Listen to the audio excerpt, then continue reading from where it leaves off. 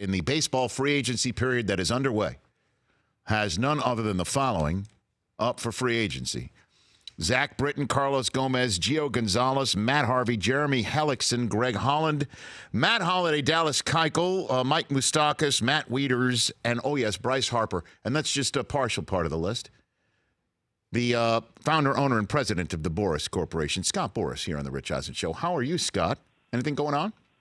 Good morning, Rich. How are you? Anything going on in your life? Anything up right about now? Just a wonderful Tuesday morning. Very good. What was your first client, Scott? Who was your first one that you represented? My teammates, Keith Hernandez and Bill Caudle, and a hometown friend, Mike Fishlin, they all kind of reached out to me when I just graduated from law school after 3 knee operations, and I was working at a law firm in Chicago, and it all rather surprisingly started a rather momentous and privileged career that I have. And so Keith Hernandez was a guy who what? He was with the Mets, or was it the Cardinals at the time? I mean, he was with the Cardinals at the time, and then we've known one another for a long time, and I actually played with Keith's brother Gary, and so we knew the family, and then my teammate Bill Caudle, advanced to the big leagues, and Mike Fishlin, who played in the big leagues for about 8 or 9 years. Sure. All those guys reached out to me because of our relationships in the past and playing together. So it really opened a door that I didn't really anticipate or plan for. You didn't. You wanted to be a ball player yourself, right? You wanted to start playing. Well, when I was playing, I was always a pretty good hitter, and then when you kind of get the AA and you're close to the big leagues, and then all of a sudden you have your first knee operation. Back then they didn't have arthroscopic surgery, right? So you have your first knee operation, your second knee operation, your third knee operation, and all of a sudden you're in law school, and rather quickly. And now here we are in 2018, and everyone wants to know what's happening with Bryce Harper, Scott. So let me just get right to it here. What is happening with Bryce Harper as you and I are conversing right now? Well, as with all free agents, what ownership does, they sit down and meet with you and discuss the opportunities and the futures of the franchise. And, for free agent players, they sit in rooms for 3 or 4 hours and hear presentations from teams and have discussions about, what choices they have ahead of them in their future. So it's a process where you have to limit. You have to kind of, in Bryce's case, you certainly have to limit the number of teams that are on the list of meetings. And but it is it's something that I think for a player you sign and in effect it's almost 8 or 9 years before you have the right to do this. So it's a long-awaited right, and really something I think every player looks forward to, because they get to hear about the futures of organizations and how they fit in, and it's a very valued choice for a player to make. So when you say you limit the number of teams that are going to sit down with him, what's the number?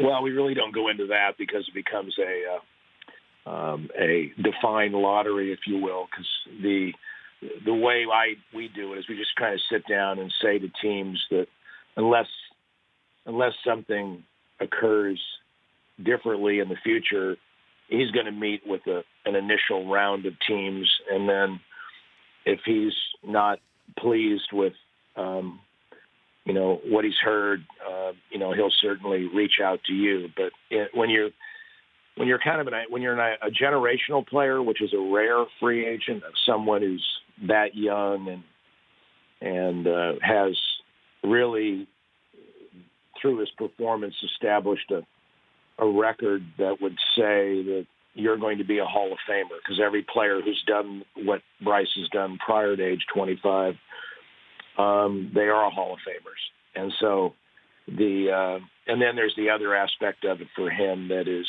different because he's iconic. He's demonstrated in the franchise. He increases franchise value. He puts additional fans in the seats, and the TV ratings are dramatically higher once he's on a team rather than they were before it. So all these things play into the mainstream of how you appropriately evaluate it. Okay. Evaluate a player. So in terms of the pool of possibles for Bryce Harper, let me just walk through this door here. There was a report that he turned down, and you guys turned down a contract offer, a significant one, from the Nationals at the end of the playing season while they were still in exclusive bargaining right with him. Is that a fact? Well, I would say that the negotiations with the Nationals continue, and that certainly the Nationals have approached Bryce while he was under their employ to discuss the future relationship.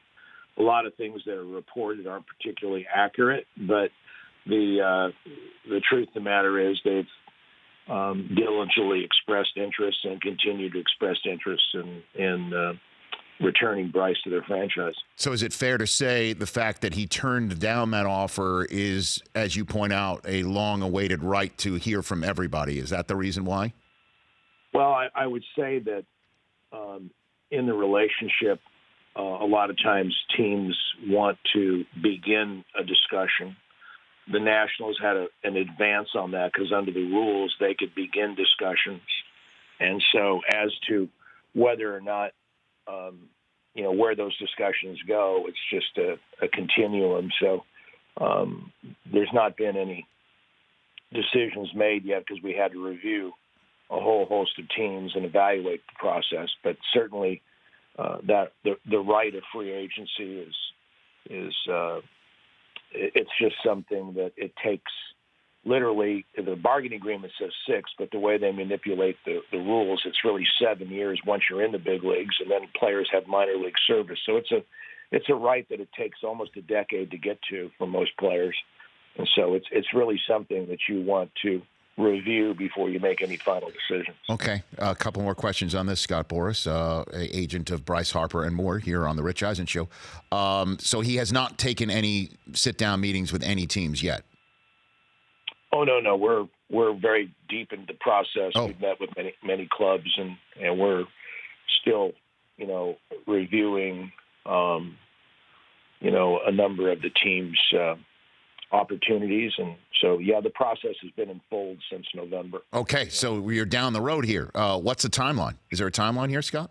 Give me a general sense of the timeline. I think it's of course that's something that's up to Bryce and the team that he pursues to final. But, as you get into this, it just takes a while to get through that volume of teams. And once we've completed that, I think there's opportunities to begin making decisions and have advanced discussions. Probably, usually it takes, sometimes the process can be 2 weeks and sometimes it can be 3 months. So it's really hard to determine what the timetable is because it depends on really both sides making directive decisions as to how to achieve all the wants of each club and player. And let's, if you don't mind, run down a few other players of yours right now. Dallas Keuchel is quite an interesting arm and player and individual and what he's meant to the Astros organization. What's the market for him, Scott? Well, he's the modern-day Tom Glavine, Andy Pettitte. He is got a great postseason record, has the ability to win big games in the postseason, which in today's world is very, very valuable. Mike Moustakas also has that characterization about him where he is a power-hitting third baseman who's got a great record of winning big games and getting big hits. And so when you look at those players that have postseason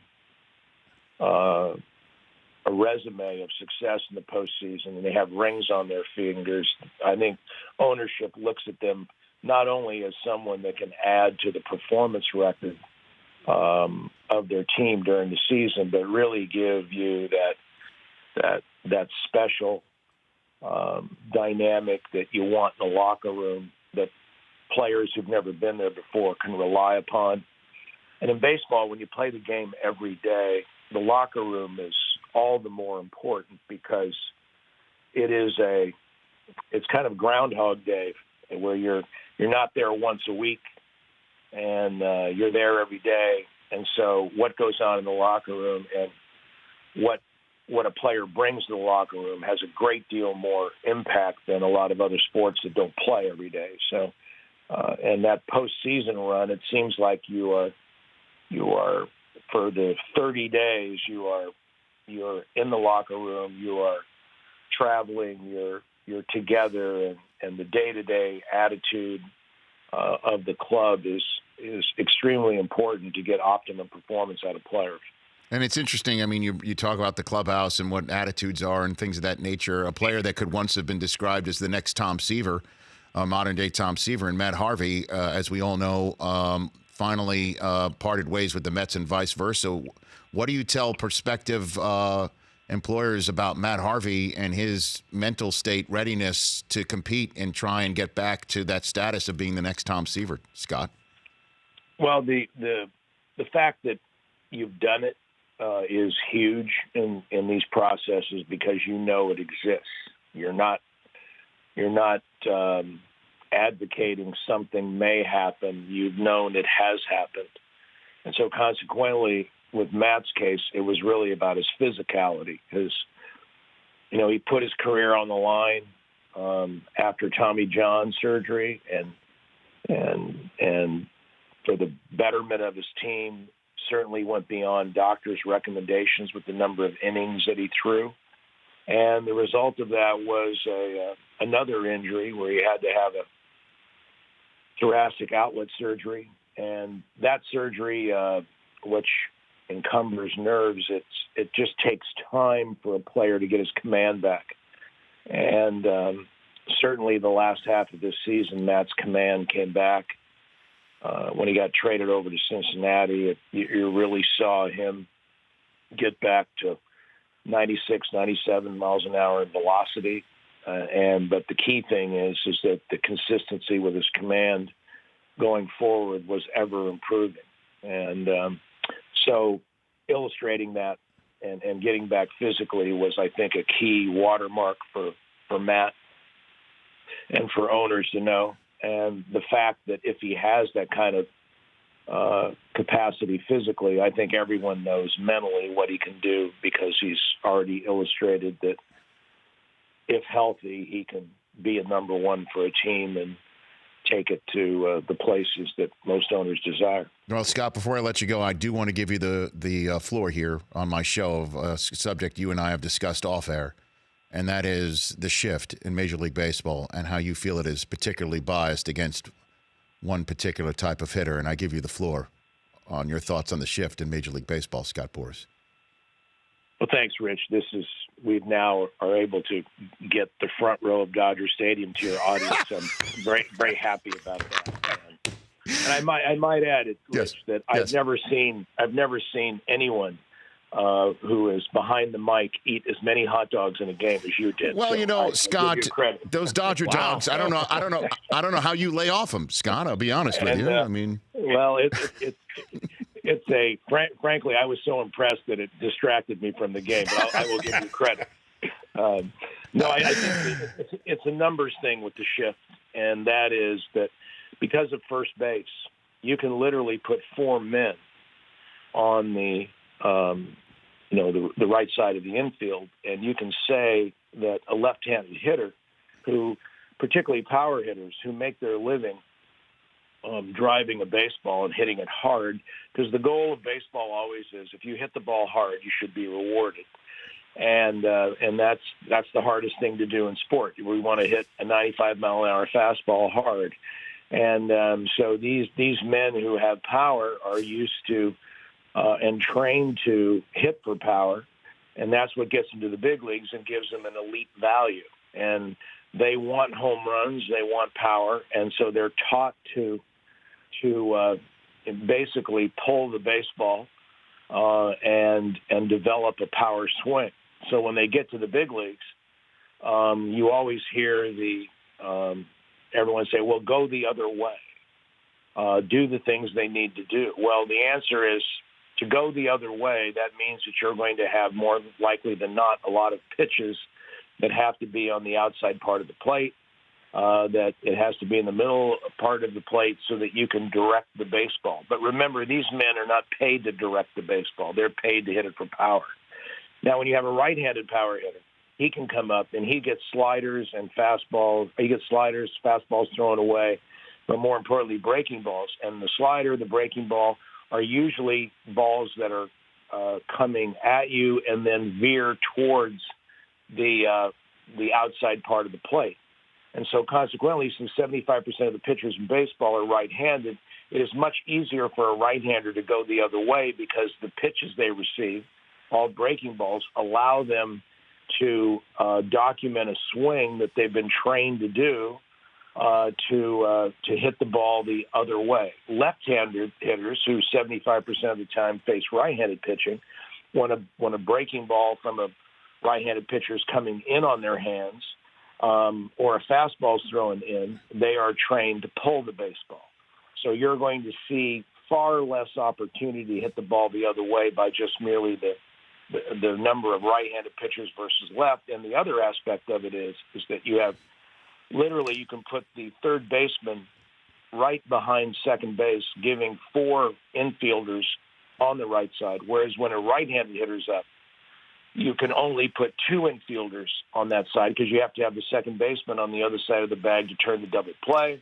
And the first baseman obviously has to remain near first base. So you can see that I use the term discriminatory because it is a 4-player versus 2-player dynamic for right-handed versus left-handed on the defender side. Well, not a single manager I've spoken to, Hinch, who else, Brockman, Cora, Roberts, none of them would be up for a rule saying that you got to have 2 guys on each side of the bag by the start of the pitch or 1 foot in the infield. None of them.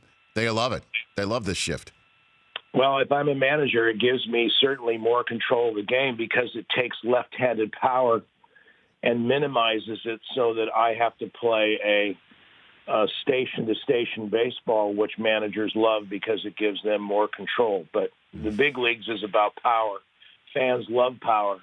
And when you train players to hit for power, you certainly don't want the major leagues to be something different than it is at all other levels of baseball. Huh. Well, Scott, I really appreciate the time. And I got to be honest with you. I feel like a left-handed hitter talking to you about Bryce Harper. I think you put 4 guys on the side of right side of second base, and you shifted me. I mean, I don't know what to get here. I mean, you got something? I mean, does the name of the team rhyme with Willie's? I mean, Rankies? I mean, what do you got for me, Scott? Come on. Well, I think the truth of it is that if they continue with the shift, there's going to be a lot more famous announcers eating hot dogs because they're going to have less to watch for power. Well, before first of the year, do we see? Are you going to wait? Are you seriously? Are you going to wait for Machado to sign first? Is it a waiting game? I don't think that Machado has anything to do with Bryce Harper. I think it has to do with the fact that just you can never predict how this process unfolds because owners make the decisions as to when players sign contracts and how how advanced they want to be in a negotiation. So sometimes they happen. I've had them many times happen in November, and I've had many. And at a recent time, we've had them happen in March. So it's something that is probably more unpredictable than ever as to the timing of these things. Scott, really appreciate the time. Let's chat again soon. I'd love to have you here in the Los Angeles studio when you're up here. All right, Rich. Always a pleasure. Give Susie my best. I will. Thank you. That's much appreciated. That's Scott Boras. The Rich Eisen Show, weekdays at noon Eastern on Audience.